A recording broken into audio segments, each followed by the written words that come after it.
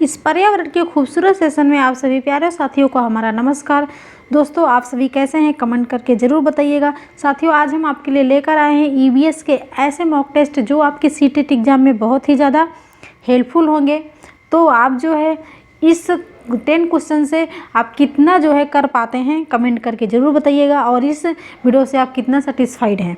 तो चलिए आज की क्लास को स्टार्ट करते हैं। आज का अपना पहला प्रश्न है कि नीलम अपनी कक्षा में बच्चों को पक्षियों के बारे में, ठीक है, बर्ड्स के बारे में पढ़ा रही है।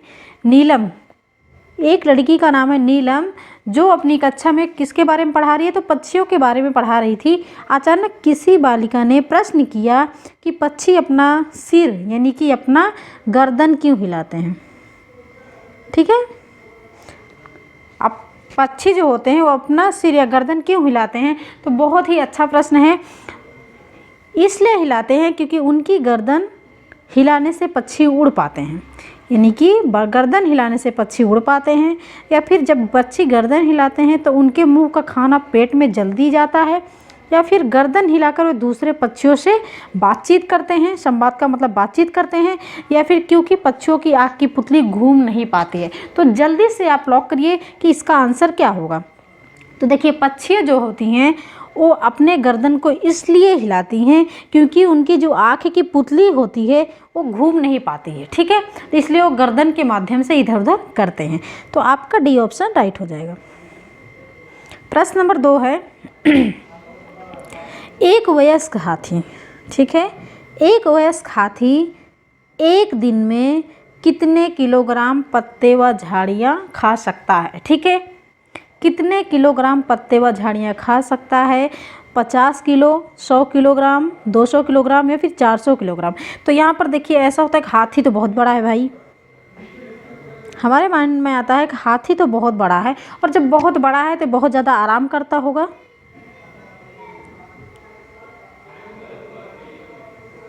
और बहुत ज़्यादा खाता होगा। ठीक है, तो लॉक करते हैं जो सबसे बड़ा होगा उसी को। जी नहीं, बिल्कुल भी नहीं। एक वयस्क हाथी एक दिन में यानी कि 24 घंटे में 100 किलोग्राम पत्ती या झाड़ी खा जाता है। और ये आराम कितने घंटा करता है, तो 2 से 4 घंटा ही आराम करता है। यानी 24 घंटे में 2 से 4 घंटा आराम करता है। क्लियर। प्रश्न नंबर 3 है सॉरी कि किस प्रकार के पक्षी की चोंच मीट काटने और खाने के काम आती हैं। किस प्रकार के पक्षी की चोंच मीट काटने और खाने के काम आती हैं, तो तिकोने आकार की चोंच, सीधी और पतली चोंच, या फिर हुक जैसी चोंच, लंबी पतली सुई जैसी चोंच। तो देखिए, जो हुक जैसी चोंच होती हैं, पक्षियों की जो हुक जैसी चोंच होती है वो मीट को काटने और खाने के काम आती हैं। तो जब भी ऐसे प्रश्न बनता है, प्रश्न चाहे जैसे भी घुमा फिरा के पूछा जाए, लेकिन लॉक करिए आप हुक जैसी चोंच को। अगर अभी तक आपने वीडियो को लाइक नहीं किया तो ईमानदारी से भाई लाइक कर दीजिए। अगर आप सेशन में वीडियो को पहली बार वॉच कर रहे हैं तो चैनल को सब्सक्राइब ज़रूर कर दीजिए, और साथ ही बेल आइकन को प्रेस कर दीजिए जिससे डेली वीडियो को नोटिफिकेशन आपको मिलता रहे। प्रश्न नंबर 4 है कि निम्नलिखित में से कौन सा वर्तमान पर्यावरण अध्ययन पाठ्यक्रम के 6 मुख्य थीमों में से एक नहीं है। ठीक है, निगेटिव की बात की जा रही है। निगेटिव, यहाँ पर प्रश्न क्वेश्चन निगेटिव, तो हम आंसर क्या लगाएंगे, निगेटिव लगाएंगे। ठीक है, क्वेश्चन अगर निगेटिव तो आंसर क्या लगाएंगे, निगेटिव लगाएंगे। तो हमें निगेटिव आंसर देखना है कि ऐसा पर्यावरण अध्ययन पाठ्यक्रम के 6 मुख्य थीम होते हैं, यहाँ पर उसमें से 6 मुख्य थीमों में से क्या नहीं है। तो आवास, चीज़ें हम कैसे बनाते हैं, काम और खेल, भोजन। तो देखिए, आवास होता है, मुख्य थीम क्या है, आवास है।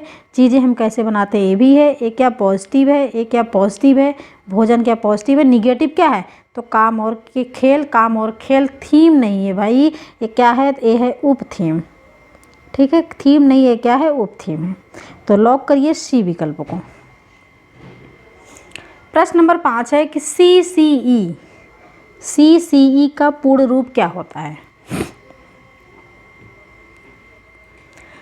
कंटिन्यूअस एंड कम्प्रहेंसिव एग्जामिनेशन सतत एवं परीक्षा होता है, या फिर कंटिन्यूअस एंड कम्प्रहेंसिव इवैल्यूएशन सतत एवं व्यापक मूल्यांकन होता है, या फिर सतत एवं प्रतियोगी मूल्यांकन होता है, ठीक है, या फिर जटिल परीक्षा होता है, सतत एवं जटिल परीक्षा। तो देखिए CCE का पूर्ण रूप होता है, क्या होता है, तो सतत एवं जटिल परीक्षा नहीं होता है। कोई भी परीक्षा कठिन नहीं होती, कठिन को आसान बनाया जाता है, तो कोई भी परीक्षा कठिन नहीं होती। सतत एवं प्रतियोगी मूल्यांकन नहीं होता है, तो ए भी निगेटिव और ए भी निगेटिव, ठीक है। इसका पूर्ण रूप पूछा गया है, तो परीक्षा नहीं होता है, सतत एवं व्यापक मूल्यांकन होता है, कंटिन्यूअस एंड कम्प्रहेंसिव एवेल्यूएशन होता है, सतत एवं व्यापक मूल्यांकन होता है। तो यही ऑप्शन आपका राइट हो जाएगा। बी ऑप्शन को हम लॉक करेंगे कि CCE का पूर्ण रूप होता है सतत एवं व्यापक मूल्यांकन। प्रश्न नंबर 6 है कि निम्नलिखित में से किसने मटर के पौधों के साथ प्रयोग किए और यह पाया जाता है कि मटर के पौधे में कुछ ऐसे लक्षण होते हैं जो जोड़ियों में पाए जाते हैं, जैसे चिकने या खुरदुरे, लंबे या बौने, पीले या हरे आदि। तो पूछा गया है कि कौन है, डॉक्टर M.S. स्वामीनाथन, गंगरोथ, जॉन मिल्टन या फिर जॉर्ज मिल्टन, चार्ल्स डार्विन, ठीक, कौन है। तो यहाँ पर जो है मटर के प्रयोगकर्ता कौन है, तो ये आपके हैं जॉन मेंडल, ठीक है। तो मेंडल को जो है आनुवांशिकी के जनक भी कहा जाता है। किसके जनक, तो आनुवांशिकी।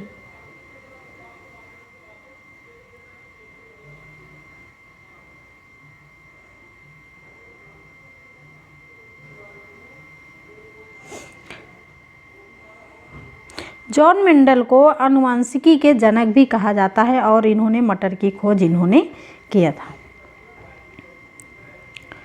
प्रश्न नंबर 7 है बहुत ही एकदम मस्त प्रश्न है कि पचोमपल्ली भारत के दक्षिणी राज्य का एक कस्बा है। कहाँ का, तो भारत के दक्षिणी राज्य का एक कस्बा है जो सुंदरता से डिजाइन की गई चमकदार रंगों की पचोमपल्ली साड़ियों और विशेष प्रकार की बुनाई, जिसे भी पचोमपल्ली ही कहते हैं। यानी कि पचोमपल्ली कहाँ की है, तो भारत के दक्षिणी राज्य का एक कस्बा है।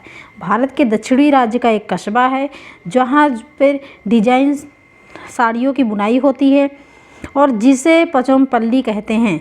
इसके लिए प्रसिद्ध है। यह कस्बा अब किस राज्य का भाग है, यह कस्बा अब किस राज्य का भाग है, कर्नाटक, केरल, तेलंगाना या फिर तमिलनाडु। सी विकल्पों को हम लॉक करेंगे तेलंगाना, क्योंकि किसका भाग पार्ट है, तो ये आंध्र प्रदेश का।